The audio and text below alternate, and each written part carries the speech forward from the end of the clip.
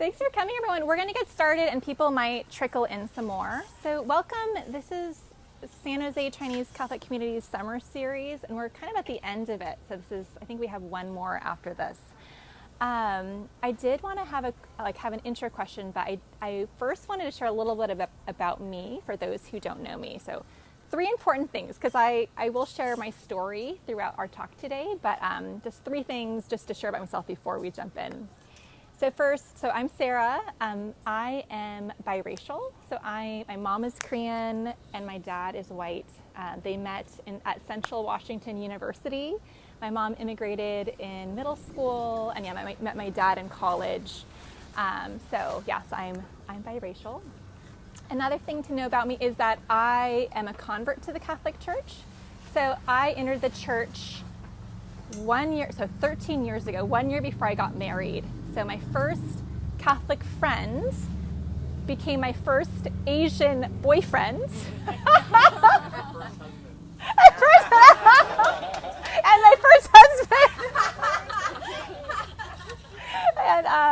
And so I got to know the church through my husband, and I've been Catholic for over a decade now. I used to say I would say I was a new Catholic for a long time, and then I realized it had been 10 years, and so it's been a little while.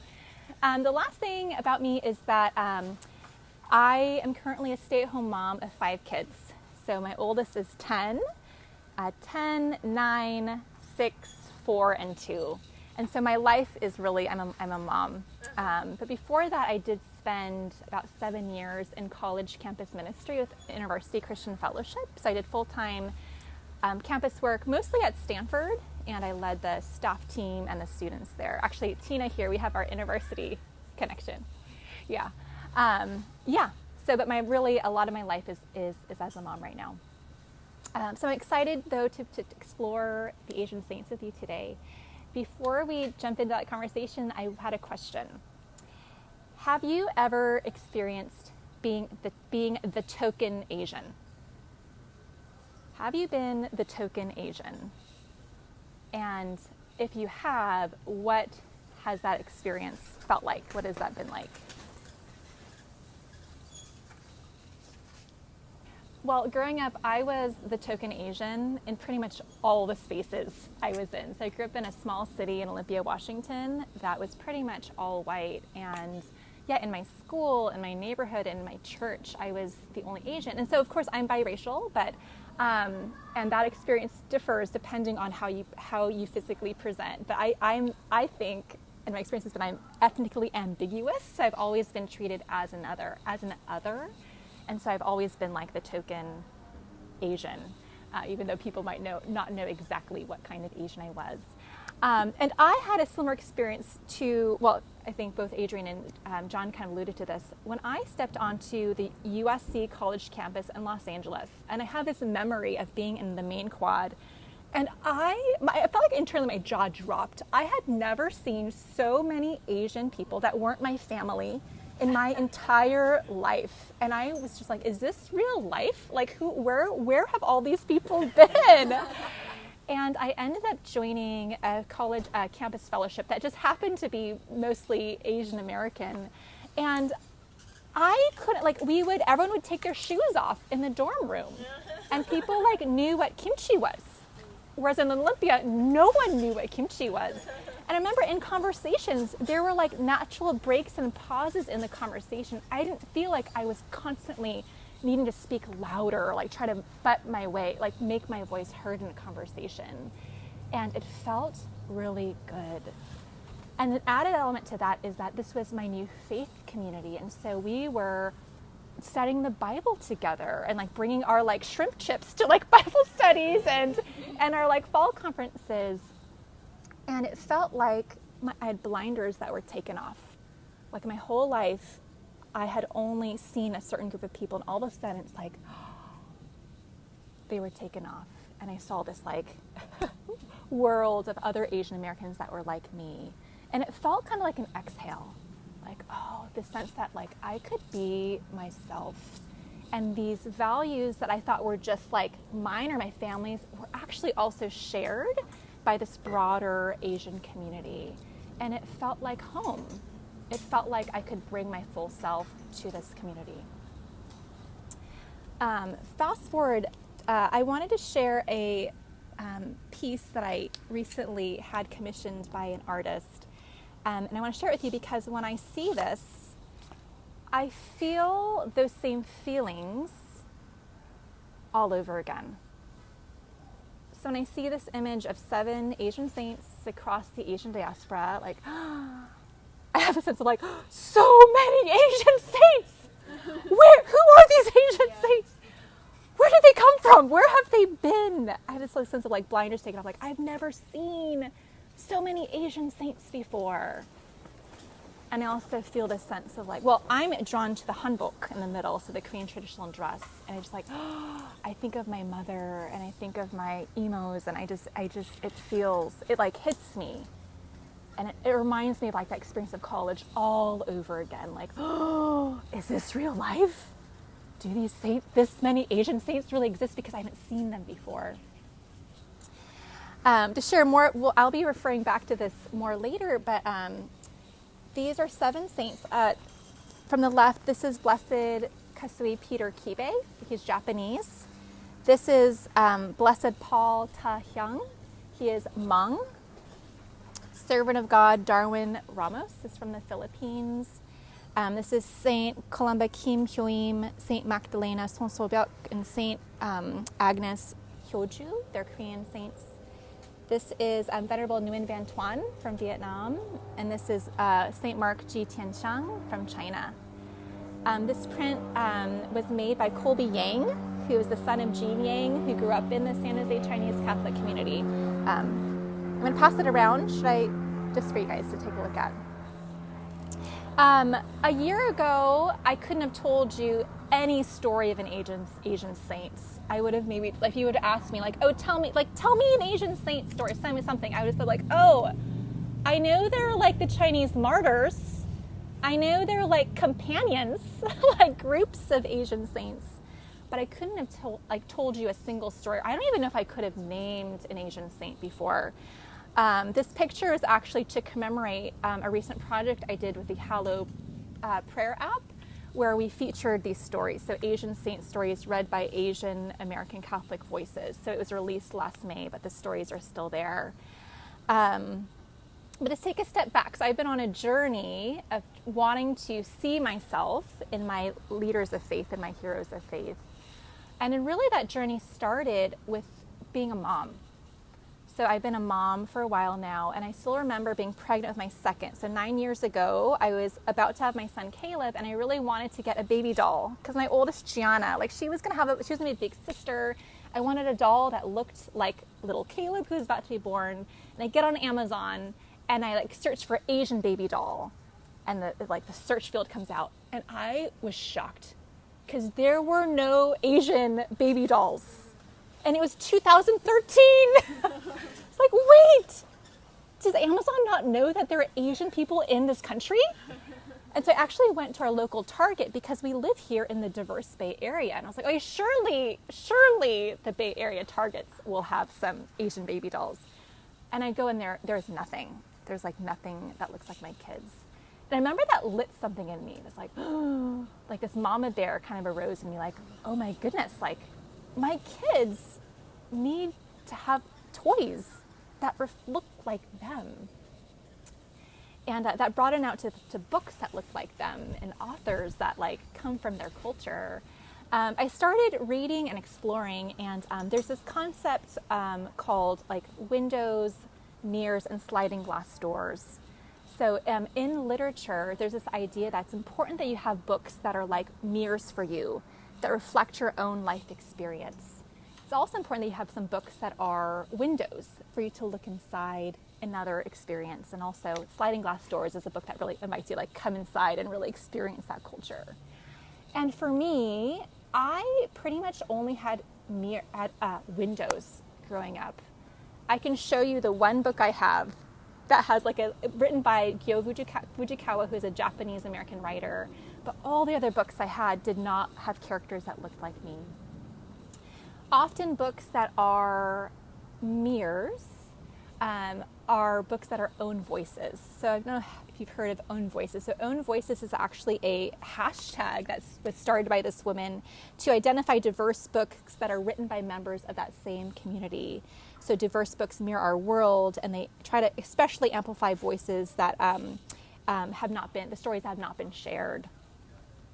And so I began this search as a mom, trying to find that baby doll that looked like my kids, but also books, like trying to bring books into my house that looked like my kids. So we have like all these books and picture books and stories. And then I started though to look at my church. So I started in my home with my books, and then I started to look at my church. And I had this realization that I don't see own voices, or I don't see books that show my kids in Catholic media. I remember jumping on Instagram to try to find the Asian Catholic party, but I couldn't find it. I was like, whoa, wait a minute, where is the representation in our church? As I was doing it in my home with my kids, I was like, wait a minute, my eyes looked upwards, wait, what about in our church? Which to me is the most important space for us to see ourselves is in our church. And at the time where I started exploring that, I had started a podcast just to kind of as a creative exploration. And I had this woman on, her name is Cariana Fry, and she is biracial, black, white. And I had her on, and I know that she writes about black saints or on the road to sainthood. And I invited her on and asked her, Cariana, tell me, I want to learn about diverse saints, because I can tell you all of the European saint stories, but where are the diverse saint stories? And she told me about a book that was about to come out, a picture book called Saints Around the World. So I remember I ordered it, and it came in my mailbox. It must be about a year ago. And I immediately looked in the index for the Korean saints, and I immediately pulled, I think it was Eliza, my middle daughter, she was with me, I pulled her in, and I read her the story of Saint Agnes Kim, Kimagi, and there's a Blessed Columba. And those days after, I would catch Eliza, holding and reading those stories over again. But I felt like my inner child was coming out who are these Korean saints? Who are these stories? What are these stories that I've never seen or heard of before?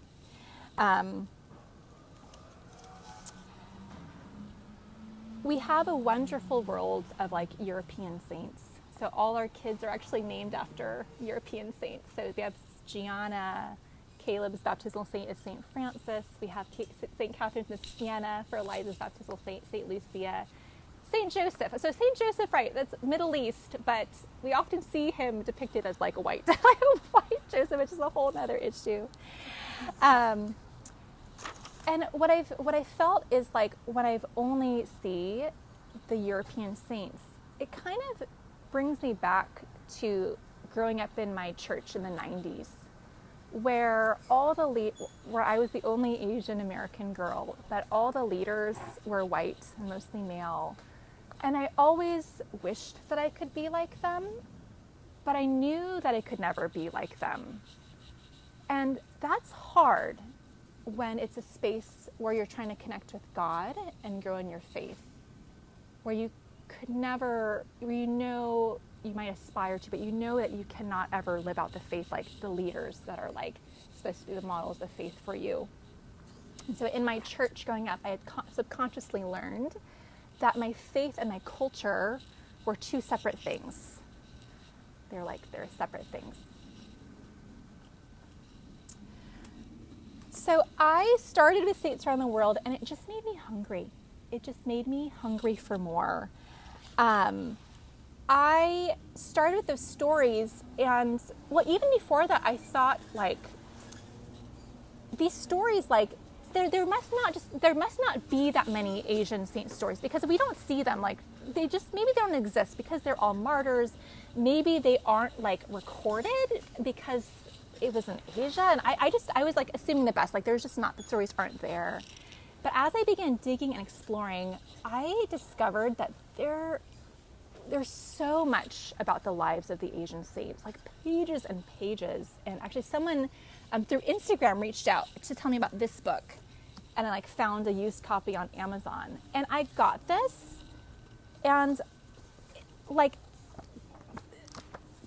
there's so many, this is just Korea, so many Korean martyrs, and there's details and details and details about the Korean saints.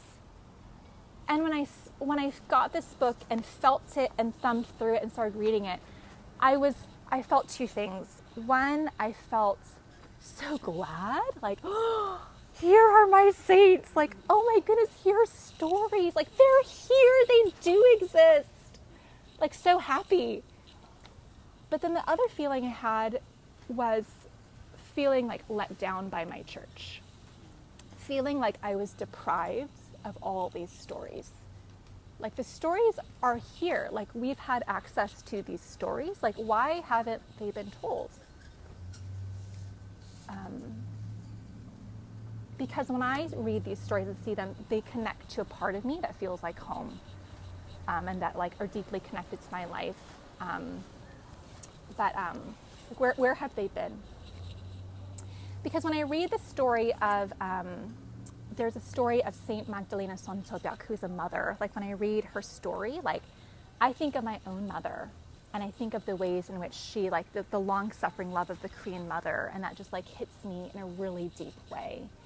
When I read the story of Korean Saint Kim Hyo-ju, I see her like quiet bravery. So she was tortured and experienced like a lot of injustice, but she was quiet. But I know, like, as a Korean woman, I know that bravery that it took for her to like stand like quiet in that happened.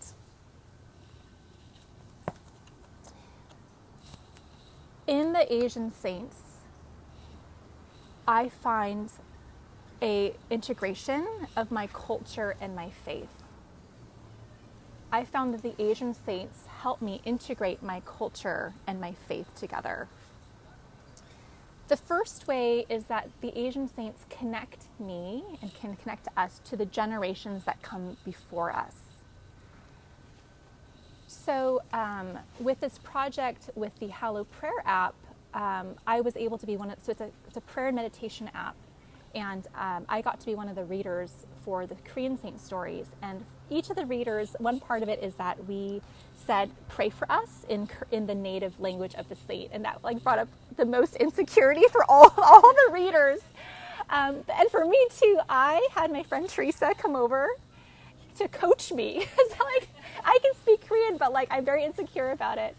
And I remember she came over, she was at my dining table, and I was like, Teresa, how do you say pray for us in Korean? So she called her mom, and she was like, Mom, how do you say this? And her mom were there chatting, she's like writing it down.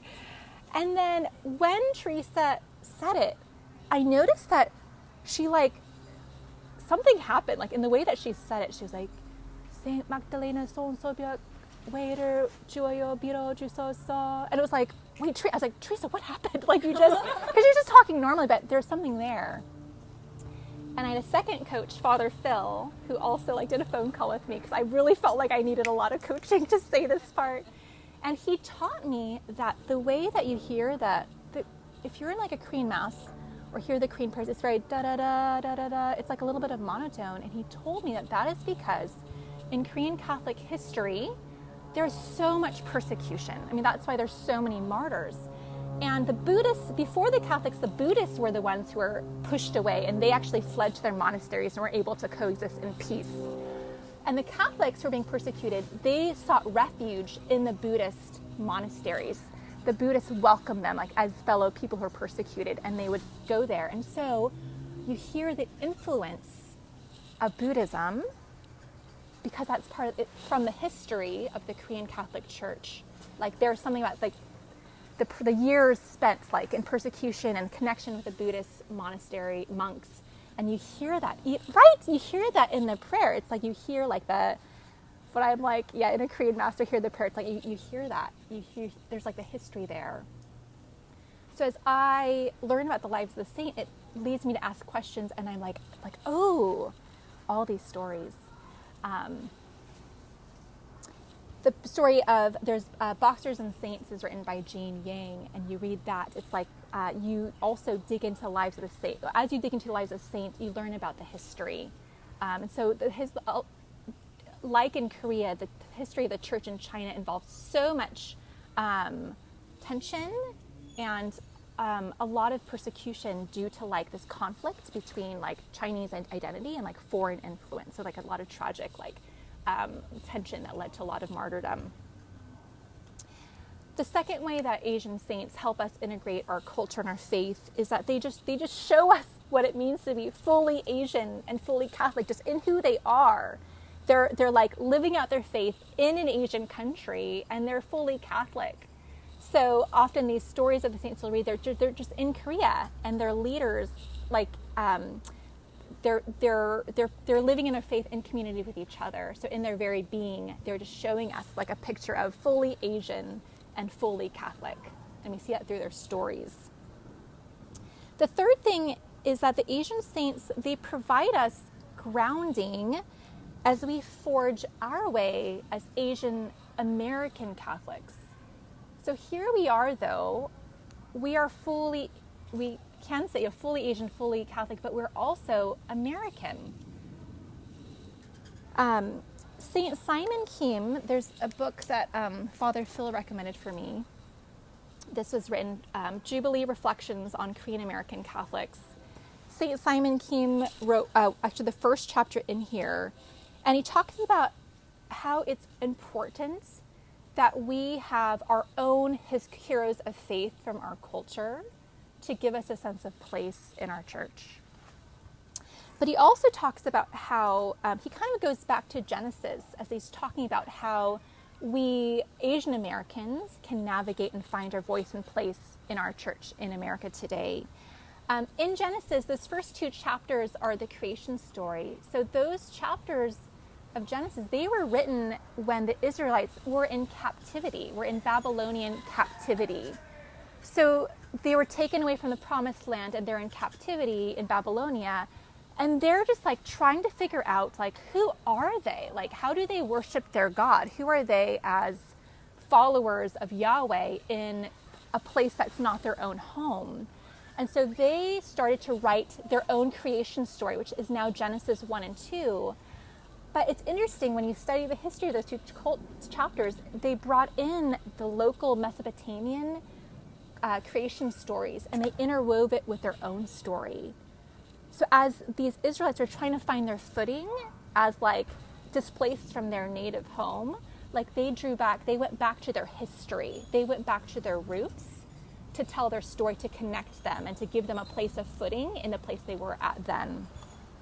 Abraham was also taken from his land. God took him away from like his home, and he went to a new place. And he was also maybe like an immigrant experience. Like he had to figure out how to follow God in a home that wasn't his own.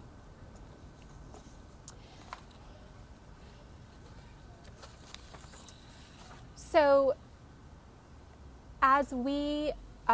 having heroes of faith and saints that are from Asia can give us grounding and footing as we're trying to navigate this this more complex identity as Asian and American and Catholic.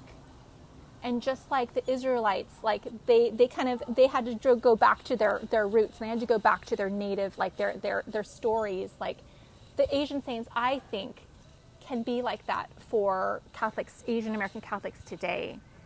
To give us a sense of where we came from, and to become our heroes of faith that give us a sense of place and teach us what it means to be fully Asian and fully Asian, fully American and fully Catholic.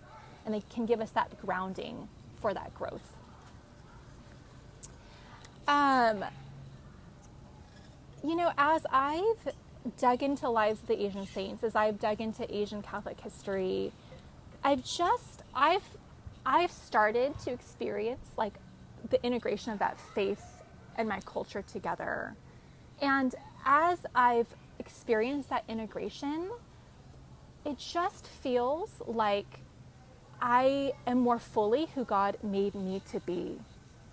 Like the more I'm fully my biracial Korean American self, the more I get to walk, like I get to like stand taller and just be who God uniquely made me to be.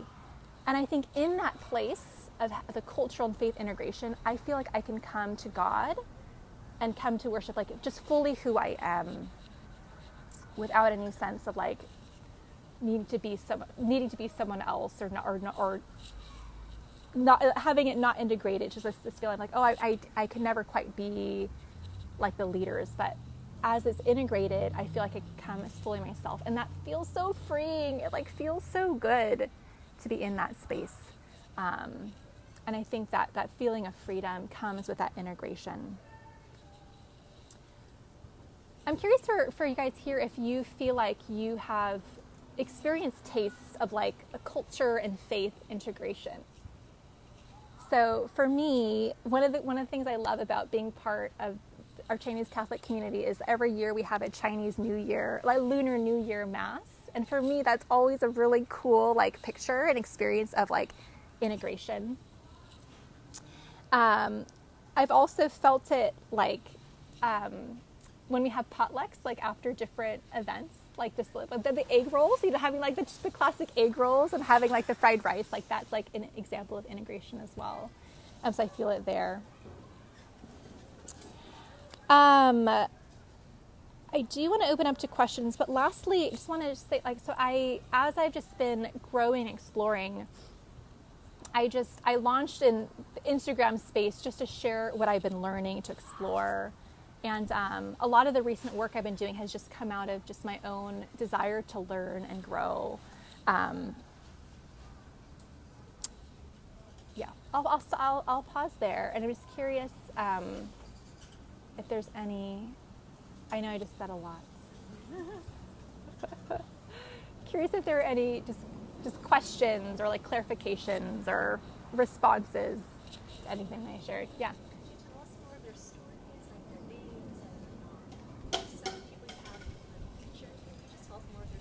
Oh. I don't know any of their names. I just love to hear more. Yeah. So the picture, so this is a story. This is a book with like 75 saints, and there's, I think in here there's like 13 of them are Asian saints.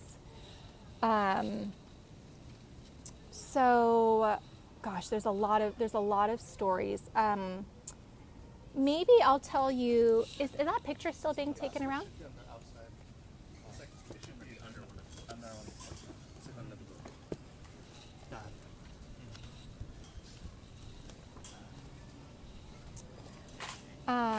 Let me see. Oh, there's so many here. Let me just tell, I was listening to this one on Hello this morning before I came. So this is Blessed Paul Ta Hyung. So he was Hmong. So they called him like a missionary prodigy. Like he grew up as like son of a village chief, and he heard, I think someone came and that he heard about the gospel for the first time, and he was captivated. And then he was just like this evangelist.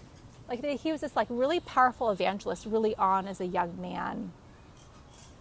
Later on, he went back. He joined a European missionary, a foreign missionary who was in Laos. I think he was Hmong in Laos. And there were these native villages that the missionaries had unsuccessfully tried to witness to. And so as he grew up, he joined this missionary, and when he first went to this particular village, he wore the native dress. So he wore the native Hmong dress. And so he's there, and so the missionary cannot speak Hmong at all. And so he went and he started sharing the gospel with this village. And it was like people just responded like in droves. Like it went from like no response to like people just wanted to be baptized. And I think he's just a gifted teacher and a gifted evangelist. But unfortunately what happened is that the foreign missionary, because he couldn't understand Hmong, he began to be suspicious of him, because he's like, oh, is he watering down the gospel? Like maybe people are responding because he's watering down the gospel. Like, what is he saying? Because he didn't know what he was saying.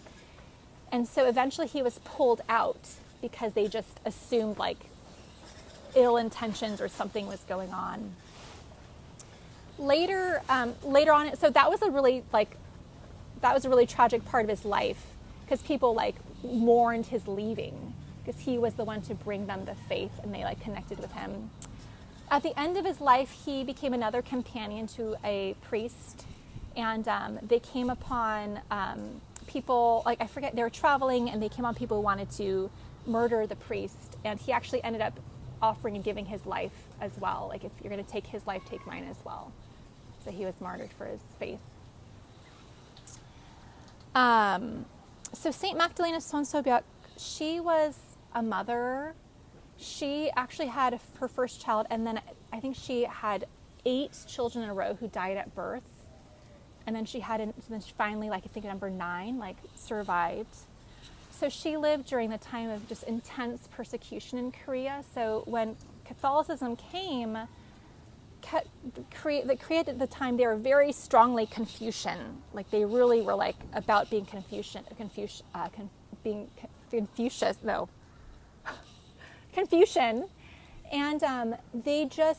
didn't know how to interact with this new foreign religion that came in. And unfortunately, the result was just like persecution and so many deaths of Koreans. So she lived during that time. So she ended up being imprisoned for her faith because she was Catholic. And so she had an older daughter who was imprisoned with her. And she had her youngest little one who she had to give away to be taken care of someone else because she was going to be in prison. And so in prison, it was like it was her daughter, her son-in-law, and her husband, who just till the end of their life they professed their faith, and they were killed for it. Yeah. This project on Hallow, so there's these 7 different saints, and one thing that was important to me in this project, because all these stories come from a book that is written by Meg Hunter Kilmer, who is white and really passionate about diverse saints. For me, with this Hallow project, it was important to me to bring that own voices component. So in this project, there's 7 saint stories, and each is written by an Asian American Catholic who shares the same ethnic heritage as the saint whose story they tell. And that was a powerful part of the project. Was I got to like find all the readers and bring them together. Actually, I do want to share the intro to one of the stories of Blessed Peter Kibe, because I think it gives a picture of just connecting to your roots and connecting to your story as an Asian American Catholic. So actually, I want to play that clip really quick. So this is Jeffrey Yamamoto, who is part of the only Japanese American Catholic community in the entire United States. It's in Los Angeles. And he's a grandfather, and I randomly found him. But he has a really cool story that I want to share the intro to. So in each of these stories, at the beginning, the readers will give a short intro, but his was a little longer. Yeah, pay attention to like just his story coming out as he's preparing to read a saint story. Hello, and welcome to Hallow. My name is Jeffrey Yamamoto, and I am a retired teacher, as is my wife, Denise. We are part of St. Francis Xavier Chapel Japanese Catholic Center, SJCCM, in Little Tokyo, Los Angeles, California. Formerly and still known by many as Marino, our community is the last remaining Japanese Catholic center in the country. During World War II, when Executive Order 9066 mandated incarceration of all Japanese Americans on the West Coast, the Marino Fathers assisted parishioners and other members of the Japanese American community in Los Angeles as they dealt with having their lives uprooted. They lost properties, homes, businesses, and not a small part of their dignity. Maryknoll priests and nuns went to visit or even live in the relocation concentration camps to tend to their displaced flocks. Our parents and their siblings, our siblings, and many cousins attended Maryknoll School. SJCCM Maryknoll has been a big part of our family's lives for about 100 years. Many family members and lifelong friends still attend Mass and parish events. I have led the music ministry at 10 o'clock Mass for the past 30 years, and I am president of the parish council. I'm honored to share with you about a holy man whose heritage I share, as we are both niece. I'm going to pause there. So I didn't know any Japanese American Catholics. And for this project I was trying to find, so I cold called this, I Googled Japanese American Catholic and found this, that I cold called and I talked to the receptionist. And she said, oh, I think I might know a few people. And then I get an email a few hours later from Jeff, Geoff. I'm like, hi, Sarah, I heard about your project. I have a background in broadcasting and broadcast journalism. I'm free pretty much every day after 9 or 10 or whatever. And I got it, but I didn't respond right away because I thought, is this an out of work LA actor who's just heard about this opportunity to record? I don't know. His name is kind of the cool spelling of Jeff, so I was I don't know. And I remember sending him a phone call and praying beforehand, God, would you please give me wisdom? I don't know who this person is. I have no idea. And I get on a call, and I'm actually on, my little kids are bumbling around. I'm on this phone call, and he answered. I'm oh, he's grandpa voice, he's a grandpa. And his wife Denise is in the background, chiming in through the conversation. That conversation was a Holy Spirit moment for me, of God bringing together this project and bringing together the readers. One of the things that I learned from this project and in the creative projects I'm working on now is no one else is going to tell our stories. So I pitched this project to Hal, this project was just a random idea I had while I was pushing my running with my jogging stroller. I happened to mention it to Pat, and he pushed it forward. And as it happened and was released, it still catches me off guard that it actually happens. But I also had this moment, even now, where I'm if we didn't do this, it just wouldn't exist. I've never before been able to go to an app or hear a story of an Asian saint read by the voice of an Asian American, or even anyone who is Asian. I remember listening to the first, I had a couple of friends help me with the pitch, and I remember hearing my friend Rachel, she's Chinese, Canadian actually, and I got chills when I first listened to that little clip. So I was I've just never heard anything like this before. And so for me, this project, oh yeah, now we have the opportunity to hear our Asian saint stories, read by Asian American Catholics. Ooh, I don't think that's existed before. For me, this is just this random idea. Oh, it was a moment, yeah, where I felt oh, no one else is going to do. No one else is going to tell our stories. It just wouldn't have existed, or I don't know when it would have existed. So I guess even a question to put out here is ooh, what is your story? Might God be stirring some ideas in you to share your voice and your story?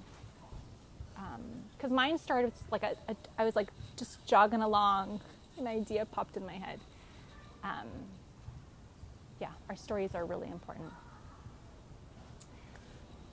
I think I have a time for another question or two, if anyone has any clarifications or just thoughts.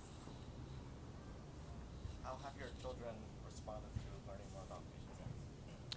Oh, it's interesting. I'm kind of jealous of my kids because they can tell you way more about Asian saints than I could at 38 years old, I I think I see it. So like Saints Around the World is just a book that's on our shelves, and they've since met the author. But yeah, again, when I first read the story to Eliza, my 6-year-old, I would just see her just like, she's our little book where she's just like, and it was always the Korean saint. She would just like be sitting there, just absorbing it. My kids know about the projects that I'm doing. Oh, we have peg dolls. So like I do Catechesis of the Good Shepherd. It's this like very hands-on faith formation. And we had a lot of like saint peg dolls, these like little wooden peg dolls. And they've started painting their Asian saint dolls. I forget whose idea it was, but they're just like, they play with these dolls in a basket, and now they have these like, Saint Martha is like a Chinese saint, and they just have the dolls that they play with. I mean, they're so young that they see the stories here, and then they have the toys that they play with now. Yeah, but I hope that there's more. I hope that there's like, yeah, more. How did you pitch to Hallow? Like, what was that process like? Yeah. I mentioned the idea to Pat. I have a lot of ideas all the time. I just like, hey, I have this idea. And then he said like, oh, who do we know that works at Hallow? And I was like, I don't know. Like, I don't know. And then he did some digging and found out that our friend Bethany like was somehow connected to a Hallow CTO. And so I think I forget, one of us reached out to Bethany like, hey, what's your connection? And anyway, so she ended up linking me to the CTO, who linked me to the content lead, this woman named Laura. And so that moment I was like, oh my gosh, wait, this is just an idea. Like, I wasn't going to actually do anything with this idea. But then this email then started. Laura's like, yes, we'd love to hear your idea. And I was like, oh gosh, okay, so I had to come up with an idea, like make it into something. So I think we set up a meeting. In the meantime, Pat helped me. He basically put together a deck for me. It's like, this is just not my mom life. He put together a deck. It looked really good.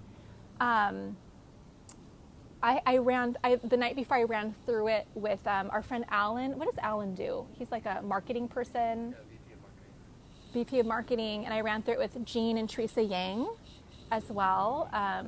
And I just got their feedback, and they actually, 2 pieces of advice. Alan encouraged me just to be myself and to bring my story, which was really helpful because I was like feeling nervous. I'd be like really polished. And then Jean and Teresa, Jean encouraged me because in my pitch I talked about how we talked about there's 3 million Asian American Catholics, and I think now we have like almost 20 million Asian Americans. And I talked about, in my pitch I was mentioning like, the rise in AAPI hate, which has been a thing that we've been dealing with in our country. And Jean actually encouraged me not to kind of take it from that angle. He's like, actually, Sarah, he's like, that's like a trend that's happening, but it's like the Catholic Church has actually always been about diversity. Like, we are the universal church. Like, it's from the beginning of time, like the Catholic Church has been about like representation. And actually this project is like bringing us back to our roots. Like, Catholic means universal. Like, we are a whole body across the entire the globe. Like, we are one body together. And so, yeah, so projects like this where we're trying to like bring diversity, it's like, this is actually being Catholic. It's like Catholic to like bring stories from different countries and from different places, because that's what we are. Mm-hmm. So the pitch, there were some talking points. I did have clips of Asian American voices reading the like little clips of the saint stories. And they were like immediately on board. Like, I was like caught off guard, but like they're like, this is great. Like, this is but yeah, it was 2 people I met with, and then they had to take it to their broader content team. And then I was brought in later, and actually they were really great to work with. They asked me, they're like, we want this to be we know this, we want to honor your idea and your project. How do you want to be involved? And so I really wanted to be the one to like bring together the voices for the project. One last question. Sarah, when you started the Instagram and like just like putting out your page and your stories out there, what were some of the more interesting reactions that you've gotten from people that you didn't expect? Oh, I think one is a lot of having a lot of interaction with parents who have adopted children from Asia. Actually, a really good number of parents who just are like, I really, have some kimbap, Caleb. Caleb is super excited about our snack today. Yeah, a lot of parents just like they want, and it's really sweet. Like they want to raise their children to have to know more about their culture. They like their culture that they came from in their church. I think the other, so that may be one of the surprising ones, and the other one is just, yeah, I think I feel really lucky now because like we get to be part of the Chinese Catholic community. We're like so close to the Korean Catholic community too. But then I get these messages from people who are like the only one. They're like the token Asian, and they're just, and I like, it's like I'm kind of gotten used to like this experience, which I feel like is like so great, like an embarrassment of riches. But then remembering like, oh, there's people in a lot of parts of the country who are the only one, and they're trying to navigate their faith in like a setting that was like my church that I grew up in, where I was the only one. So just being reminded of that real experience of a lot of Catholics. Yeah. One side note I didn't mention, I think in this work with Hallow and what I'm doing, I've wondered, as I've found myself so drawn to the lives of the Asian saints, I've wondered like, if we had more representations in media of our saints and even in Asian American leaders, like how would that affect the evangelization of our youth and the young adults? I've wondered that, and I think that I have to think that has impacted the numbers of our Asian American Catholics. Yeah. Well, I think we're going to officially end here, but we have Mass at 4:30. Feel free to linger and have more kimbap and bak. Over there, it's like the rice cake it's really sweet inside. But thank you so much for coming. I'll be around if there are more questions.